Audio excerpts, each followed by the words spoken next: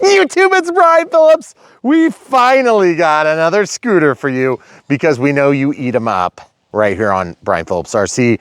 This thing is the Ausom spelled wrong, Gallop. And yes, that's right. This is a twin 1200 watt, 48 volt e-scooter, which is amazing. Now, what that means is you have 1200 watts of amazing power coming from both the front and the back, or you can press this dual single button and you can just have it going from the back.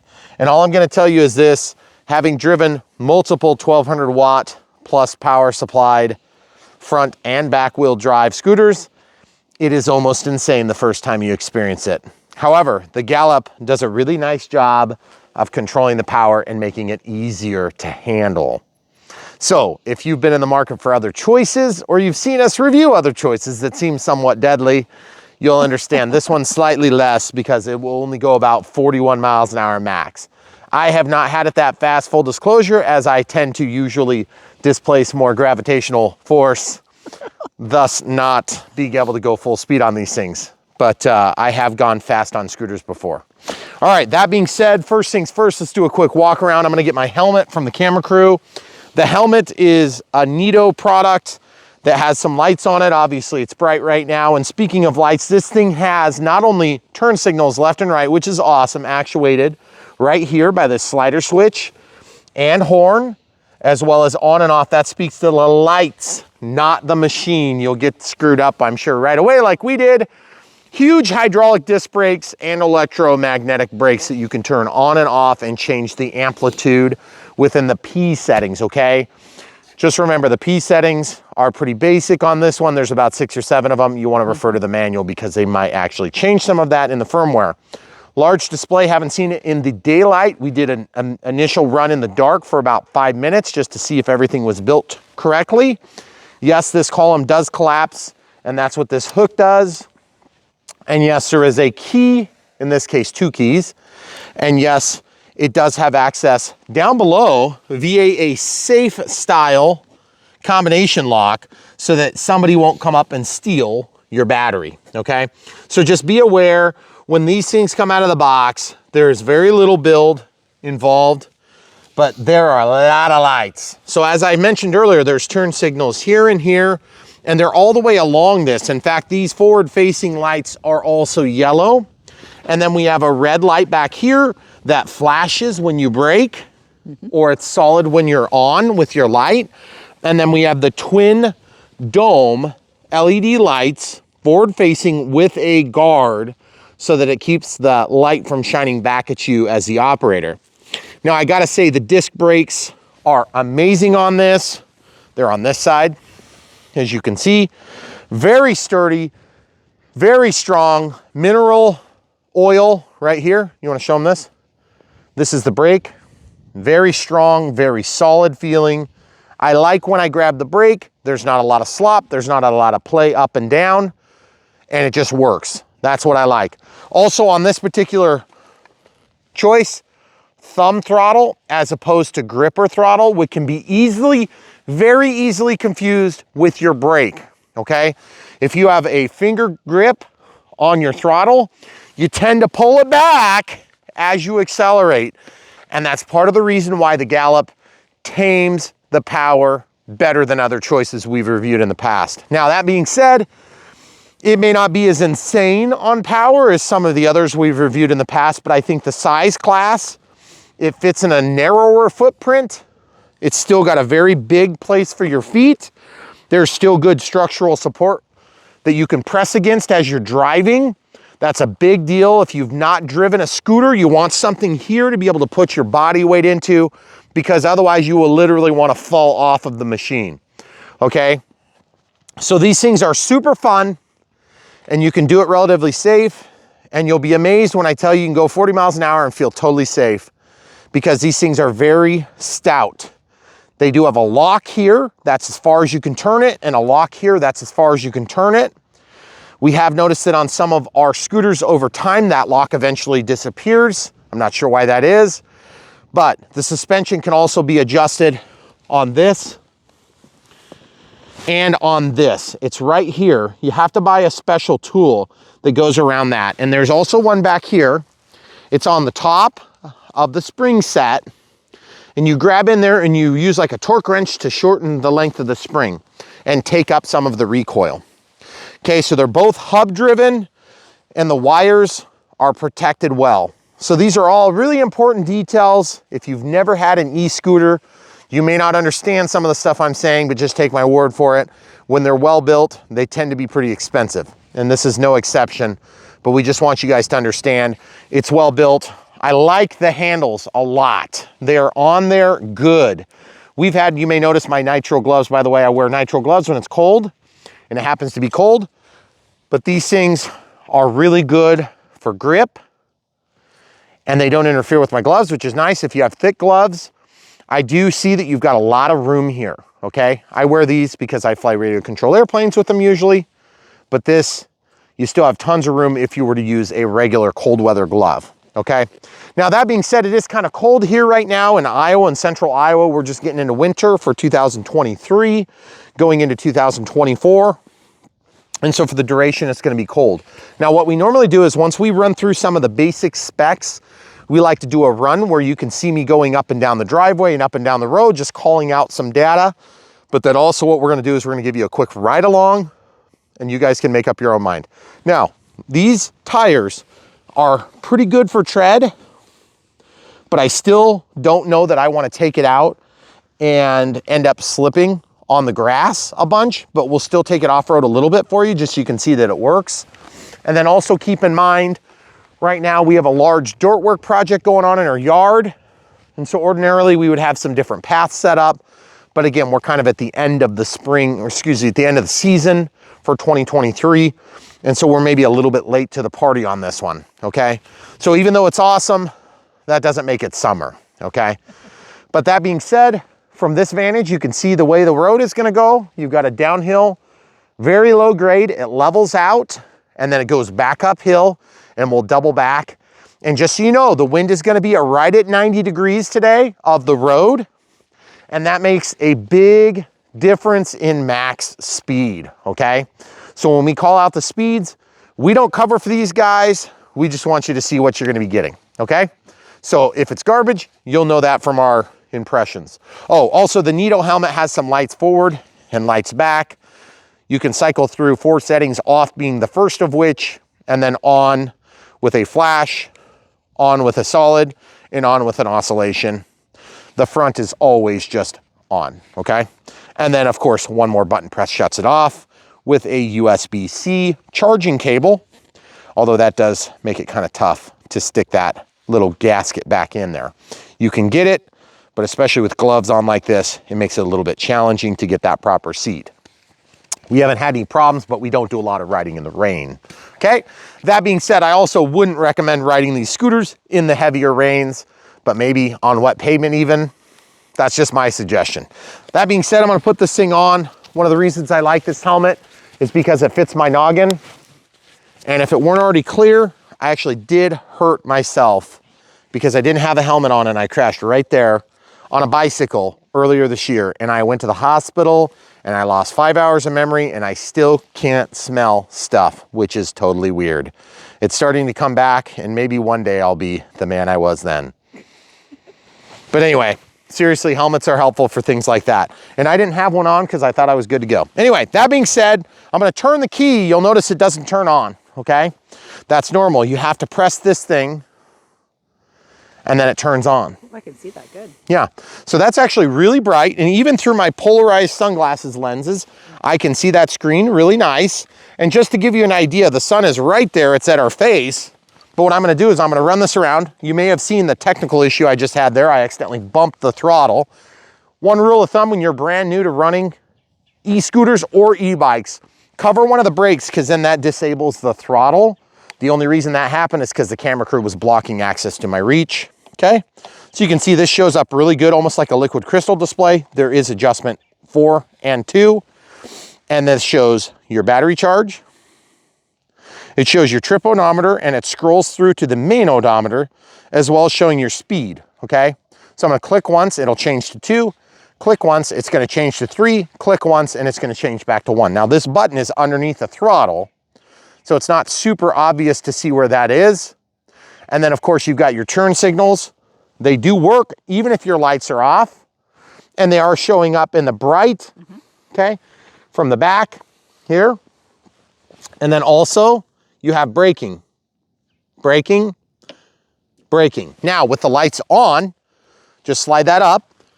You can see solid and braking on with a turn signal here, then horn. One thing I noticed that's unique about this particular device is that there is a few milliseconds of delay. I would call it 250 milliseconds, so 1/4 of a second delay. I don't know why there's a delay. There's also a delay in feedback from the keys, okay? There's not a delay in the throttle response at all, which is good. If there was in throttle, that'd be a big deal breaker for me, okay? Now also braking is extremely strong. These are heavy devices. And I also like the clearance on this bike because I can run it down the front steps, and I can even run it into the threshold on our front door without bottoming out. Now your door might be a little bit higher than ours or a little bit shorter, but I think that's pretty fancy. All right, so without further ado, we're just gonna ride up and down the driveway a couple of times. Camera crew is gonna hopefully stay in earshot so she can hear me, and we're gonna go from there. So there's full throttle, and it's not insane.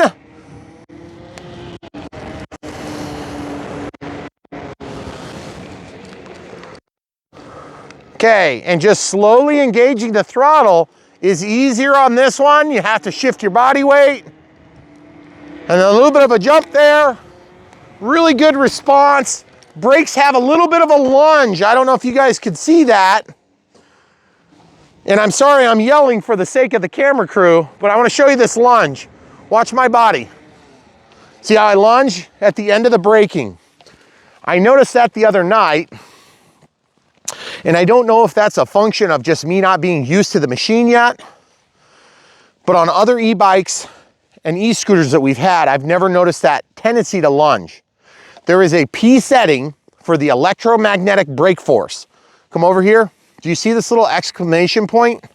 That's regenerative braking, okay? I let go, regenerative braking, okay? So if you're going very fast, and maybe with my ride on, you'll probably, hopefully you'll be able to see that. I'll try to tip that up so you can see it. You'll be able to see the voltage under heavy loading will actually go down a little bit. And then when you brake hard, it'll go up just a little bit, okay? But don't expect, it's not like you're gonna gain efficiency. Over 100% efficiency would be an impossibility, okay? So you're gonna have some efficiency loss no matter how good this system is.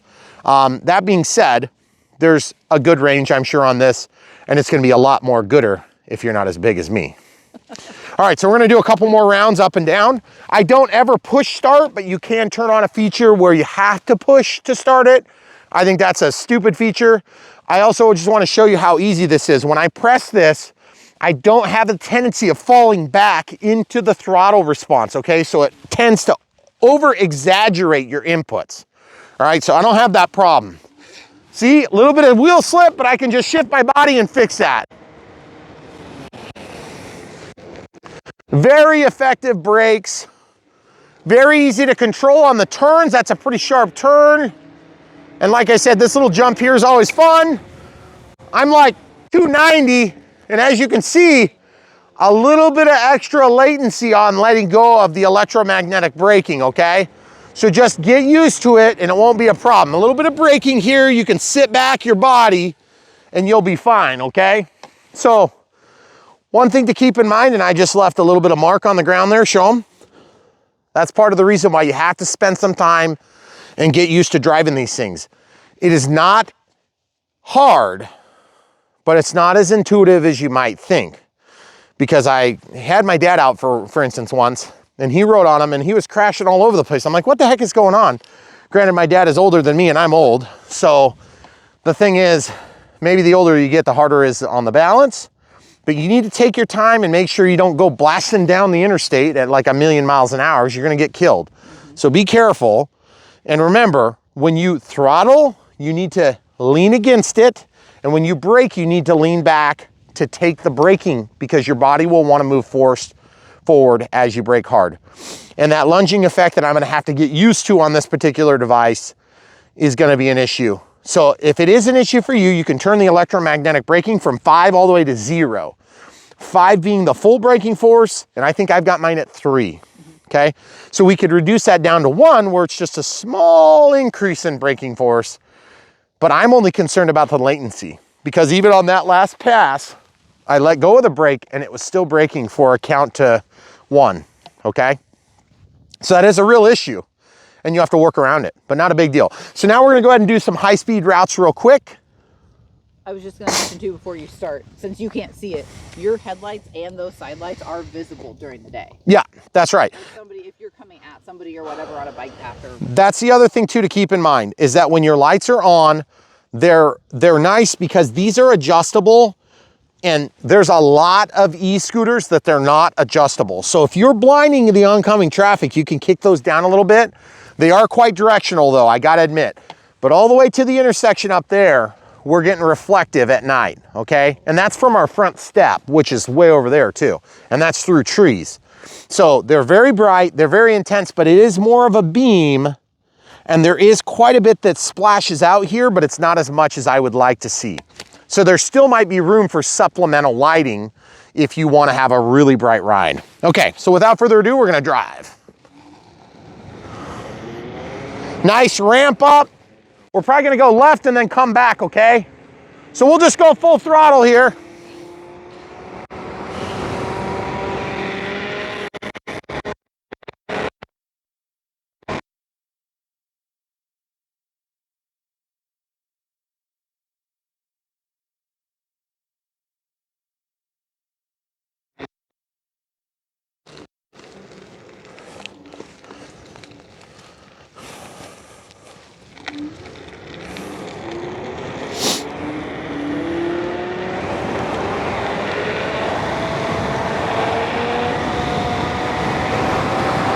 Okay, we're going about 31 now. 33. Going 33 now. That feels pretty much maxed out.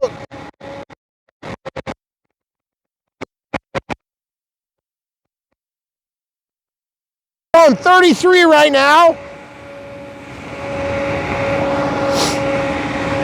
So that's 33 both ways, okay? 33 both ways. Now let's come up here and finish our little clip. So one thing I notice about this thing is that was 26 going that way and 33 going back downhill, and I carried 32 miles an hour up the hill. So that being said, my concern is if this thing's supposed to go 41 miles an hour, it may not go 41 with me, but the thing is, I don't see it gaining 8 miles an hour. I just don't see that. I don't see it's possible. And the P setting that's supposed to put it to 100% power was already at the 100% power setting, okay? So as a result, I'm not sure what the deal is, but what I can tell you is that the acceleration that was set to 5 had to be set to something else and then back to 5 in order to actually work.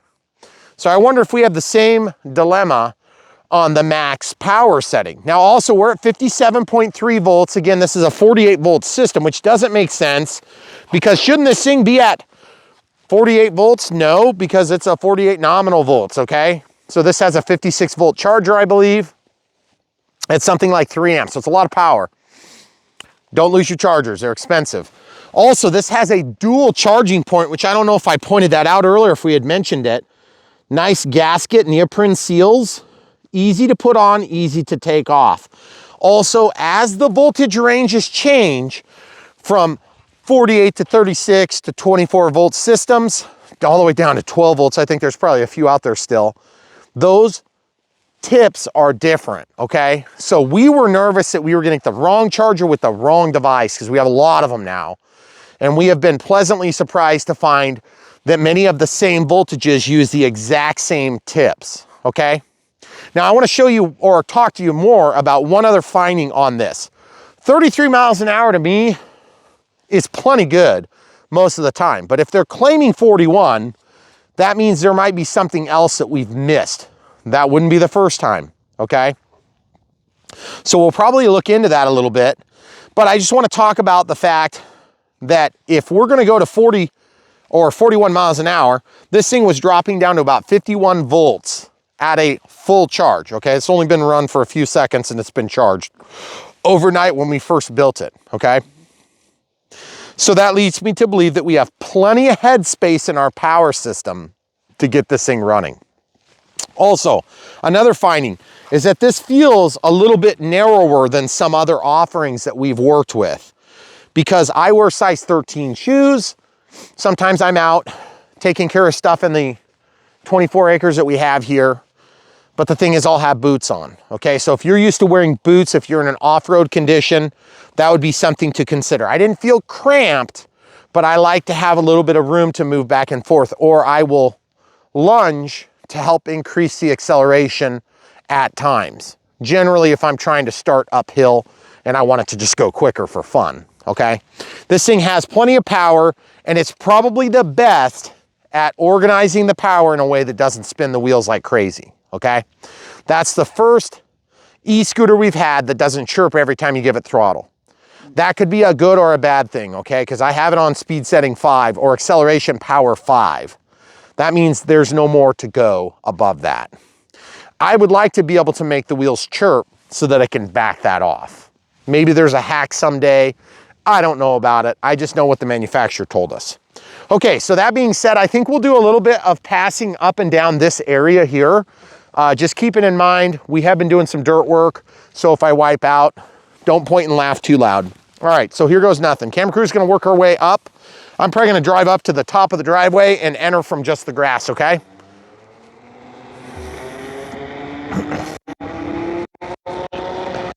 And then braking, nice lunge. And then when it lets go of the braking, that's where you are. Now, as you can see, this is not super smooth and it's doing okay. You just don't want to hit a gopher mound, okay? Because if you do, you're gonna regret it, okay? Now this is loose pack here, and I think we're okay. But the thing is, I gotta say that whole lunge is very frustrating. So what we're gonna do is we're gonna pause. I'm gonna turn that off, and we're just gonna rely on the disc brakes, which are very good, but I don't like the disparity between engaging braking, weird lunge, and then when it lets go, then you lunge the other way.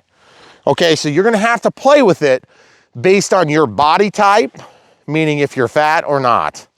So I'm gonna play with this and tell you what I came up with. All right, so we're just gonna show you how to do this. I have it off right now, so I'm gonna turn it on by pressing and holding. It comes on, then I'm gonna press 3 times fast. Boom, boom, boom. That brings you to P1. P1 is, who knows? P5, it jumps past the critical ones, okay? That's at 0. P6 is 0.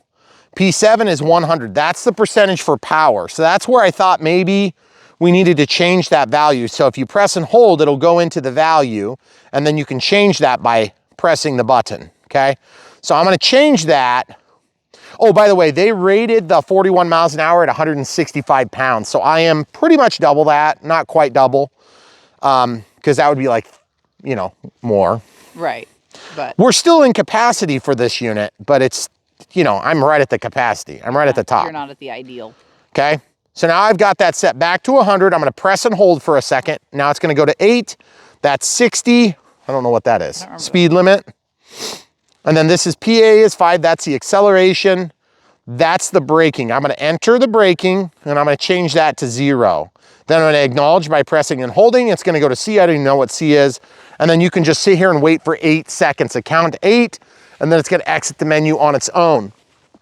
If you get in and play with the settings, okay, now it's back. That's not supposed to be like a hack or anything like that. That's not like the manufacturer specs for the motor sizing and all that. That's just user level entry, and it goes from P1 to P5. So that means there's 4 settings that we don't have access to, or at least without unlocking some feature, okay? So now I've set that back to 100% power. I'm still at acceleration 5, and my braking went from 1 out of 5 to 0. So there should be no electromagnetic braking. How do you know? Well, it still shows it on the display, meaning it's attempting to do it.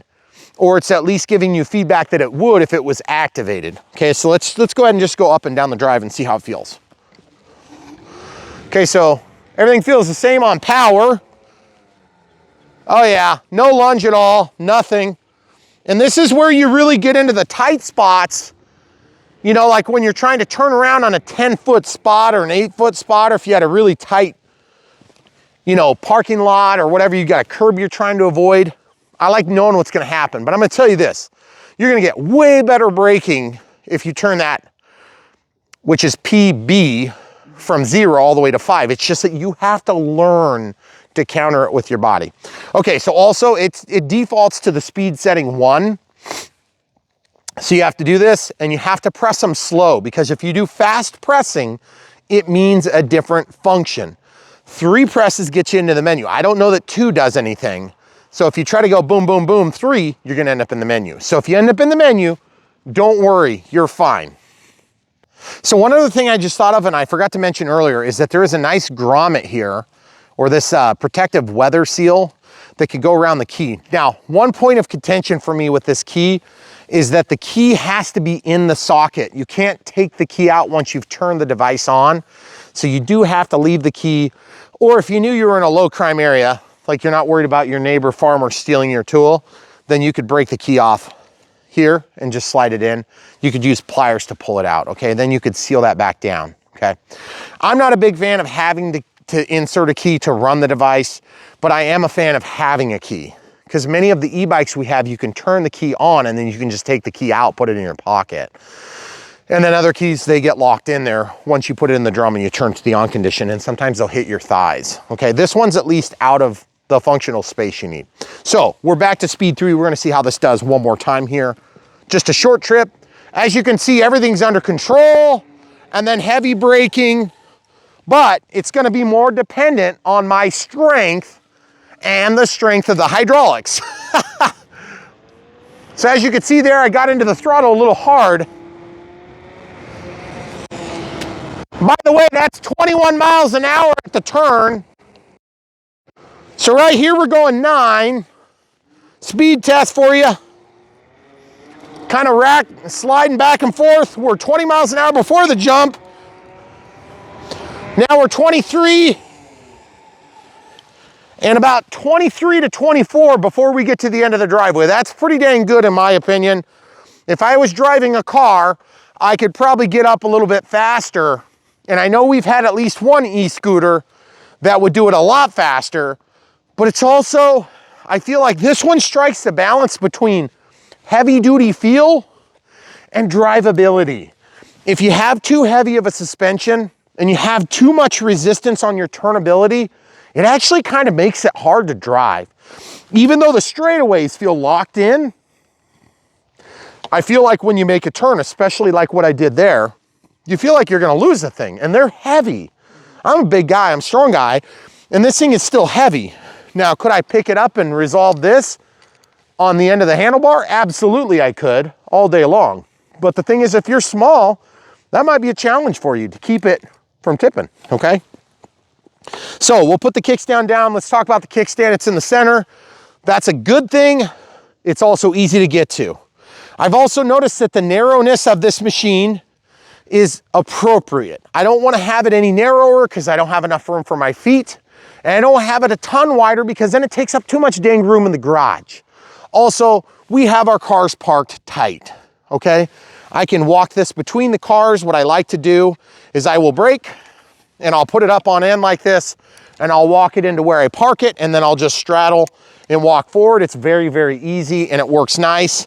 And of course, you can also fold it by undoing this and then dropping it down, and then you can lock and you've got a handle to hang on to. So this column is rock solid. It does not feel loose. We've had a couple other e-scooters that have clamps that go around right here, and this feels weak on those models. Here, we feel super strong, we feel super resilient, and then there's this release here, and actually we'll just open it for you real quick. I wasn't thinking we were gonna do this, but we'll go ahead and do it anyway. Okay, so we'll just open that up. How far did I need to go? Is that all? Yeah, about that far. And then you just do this, and you see what's happening here. Watch this. See this? You just take that and put it down. And then that goes up like that. And if you are like a behemoth, you can pick it up. I'm gonna turn this off actually to be on the safe side. Key off. Put this down. And then I'm not sure if there's like a way to lock that, but good Lord, that's heavy. So what I was gonna say is, if you can get your bodybuilding buddy to help you carry it, then you should be good to go. But I just want you guys to see, it's a pretty easy mechanism. It's not like it's a hard thing to do. You got the key here. That key is gonna self-move, see? It goes up into this mechanism, and then this just twists, okay? Once it's twisted, torque it down, and you're golden. You're ready to rock and roll. And the thing that's really nice about that, folks, and this is speaking from personal experience with quite a few of these things now, it feels solid. Why does it really matter? Because the way the yoke is set up here, you will feel like this is wiggly, even if it's right. So if this is wiggly and you've got the yoke down there with one of the competitive offerings, we have that, it gets to feeling really wiggly, especially after you've worn it in for a couple seasons. Now I gotta admit, that particular one I really like, and we have ridden it around a lot, and I've only crashed it twice. Once there, and once I hit a vole hill. I was going about 2 miles an hour, and it shot out over the top of me. And I'm glad it didn't hit me, because that would have hurt really bad. So don't be like me. And I didn't have a helmet on, obviously. So now I do.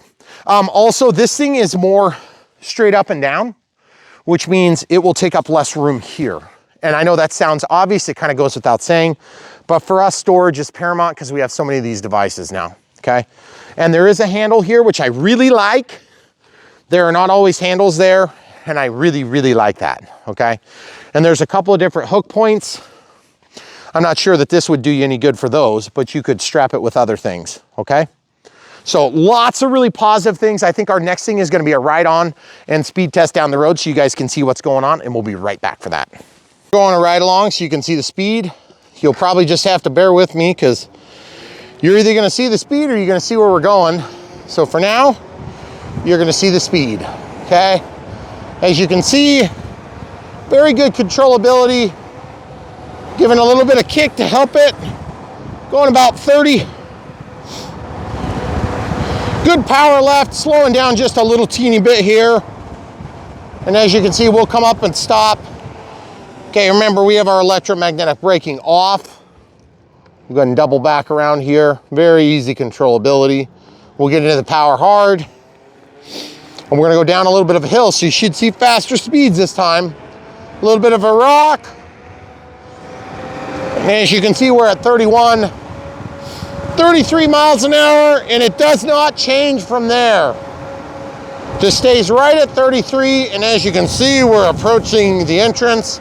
So now we're gonna brake hard and sitting back, and we'll just take a nice smooth sweep in the driveway, grade up, a little bit of hop, and then very, very good smooth braking, absolutely perfect.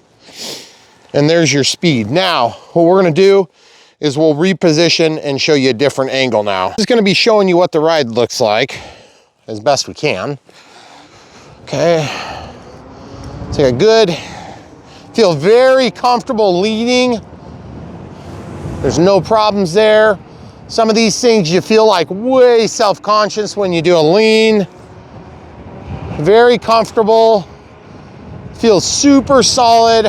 I got zero concerns about my stability. It can rock, it can move. If you guys can tell, there's a little bit of sand up here, so we're gonna just brake and just do it a little bit carefully. Just to make a nice little turn here and then get in it hard. No wheel spin, as you can see. We're doing just fine. Now we do have a lot of wind from our left side to the right. We're gonna come in pretty hot here. We'll go past the driveway. We're going to 34 miles an hour now. So that's gonna be the fastest speed we've seen so far on this Ausom. Okay, so we're still holding 33. Still holding 33 down to 50.5 volts, 31, 29, and then slowing down pretty hard. we'll go ahead and take it through the cemetery here. Be nice and quiet and respectful if there's anybody in here visiting their grave sites. So going down this little hill here, we'll be prepared to get into the brakes relatively hard. And as you can see, it's not a super wide path, but it's smooth. This one was resurfaced here a couple years back. So we'll get into it pretty hard on the way up the hill. We're going about 21 now and gaining speed. That's good because we're going straight into the wind now, going 24 uphill. As you can see from the flags blowing right at our face, it kind of hurts. I can barely feel anything because the cold. Okay, 27 miles an hour, slowing down just a little bit to take the edge off on this turn, and then we'll go hard because the crown of the road, I don't want to spin out into the ditch. And we'll let you guys kind of see that. 25, 29, 30, 31, 33. Come on, give me one. 34, 34, 33, 34. There's 33, there's 33. And it looks like we're right where we want to be. Hard on the braking, a little bit of lean back over the painted stripes, don't wipe out. Take the bump here, we'll do a little jump like we usually do. Boom! Get that wheel off the ground and we'll go to a complete stop here. As you can see, really easy to control, and I'm not exactly an athlete, okay? So, Ausom. From Ausom, we've got the Gallop here. What a great, really awesome ride. Guys, let's show you the turn signal again real quick here. Turn signal. You're gonna forget you have a turn signal. I just about guarantee you. You can see it from behind. And then up front, you should still be able to see it, but those front-facing lights do not signal. But you can see the side of the triangle. So guys, in conclusion, get one from the links in the video description below. Help support Brian Phillips RC. If you'd like to, I just turned off the turn signal. Oh, by the way, this is one of the few that have an indicator that says dual, single. That is so nice. It seems like such a non-issue, but you'll be surprised how big of an issue it becomes when you don't know which mode you are in and you're handing this thing off to your 12-year-old kid to try it. So there you have it, folks. Really, really well done from Ausom, the Gallop. If you guys have questions, leave them in the comments below. Don't forget to smash the like button if you enjoyed the footage.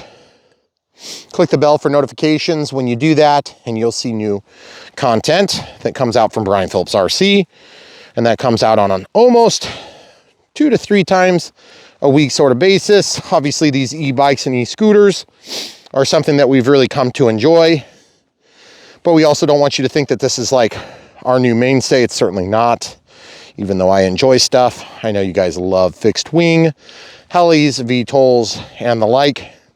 And we have no intentions of changing that. In fact, when we get this pond done, that's over here, there's camera crew, which is on hold for the winter, unfortunately. Then we'll be doing a little bit more on watercraft, both RC and hopefully full scale. So you'll just have to wait and see on that. So definitely subscribe and check it out. And also, if you want to help support us financially, the best thing you can do is buy items just like this from the links in the video description below. And when you do that, you'll help support us with small commissions from the different brand affiliates we work with. And yes, we don't really care which one you like. You can buy whichever one you want, and we have competitive offerings at Brian Phillips RC. You can check them out there. But out of respect for the particular affiliates, we usually just talk about the one we're talking about and leave the side-by-side comparisons for later videos. But this one is really nice. I like it. I think you will too. And if you guys enjoyed the footage, like I said, smash the like button. Also, we have PayPal for monthly support. PayPal for one-time donations. Patreon for monthly support. YouTube members for monthly support. And then YouTube super thanks are always appreciated. But we still think the best way is just to get something awesome just like this. Oh, and by the way, these gloves are awesome. They're just nitro gloves. We have links to them. I'm sure you can find whatever size fits you. And then the helmet, the Nito, is really nice, and we've enjoyed it a lot. Considering it is a helmet, and I normally would have just said that's for nerds. That was before I had a brain injury. Anyway, guys, thanks so much for watching. Stay tuned. So much more coming from Brian Phillips RC.